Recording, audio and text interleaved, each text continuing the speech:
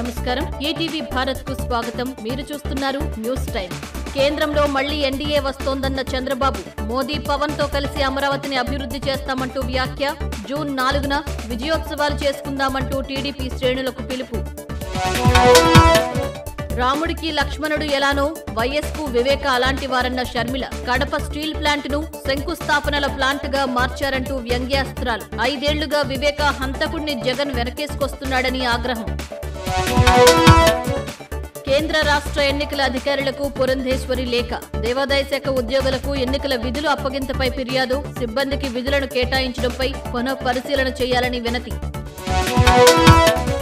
కొనసాగుతున్న వైఎస్ఆర్సీపీ ఎమ్మెల్యేల రాజీనామాల పరంపర తాజాగా P Gannavaram MLA Kondeti Chittibabu good bye YS Sharmila సమక్షంలో కాంగ్రెస్ లో చేరిక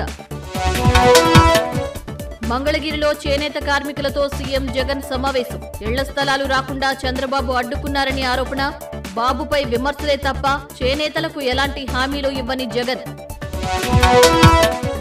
బీజేపీ ఎన్నికల మేనిఫెస్టోకు ముహూర్తం ఖరారు రేపు సంకల్ప పత్ర పేరుతో విడుదల దేశ శ్రేయస్సు యువత మహిళలు పేదలు రైతులే ప్రధాన అజెండా ఢిల్లీ మద్యం కేసులో ఎమ్మెల్సీ కవితను విచారిస్తున్న సీబీఐ అప్రూవర్ల వాంగ్మూలాల ఆధారంగా ప్రశ్నిస్తున్నట్లు సమాచారం రేపు కూడా కొనసాగనున్న కస్టడీ దర్యాప్తు బీజేపీ ప్రభుత్వంపై తీవ్ర స్థాయిలో రాహుల్ గాంధీ విమర్శలు దేశంలో 22 మంది వద్దే సంపద ఉందని ఆరోపణలు అధికారంలోకి వచ్చిన వెంటనే కుల గణన చేపడతామని వెల్లడి గౌరవ డాక్టరేట్ అందుకున్న నటుడు రామ్ చరణ్ చెన్నై యూనివర్సిటీలో గ్లోబల్ స్టార్ కు సన్మానం కళారంగానికి రామ్ చరణ్ చేస్తున్న సేవలకు గుర్తింపు ఇవి ఇప్పటివరకు నా ప్రధాన అంశాలు మరిన్ని తాజా అప్డేట్స్ కోసం www.etvbharat.com వెబ్సైట్ ను సందర్శించండి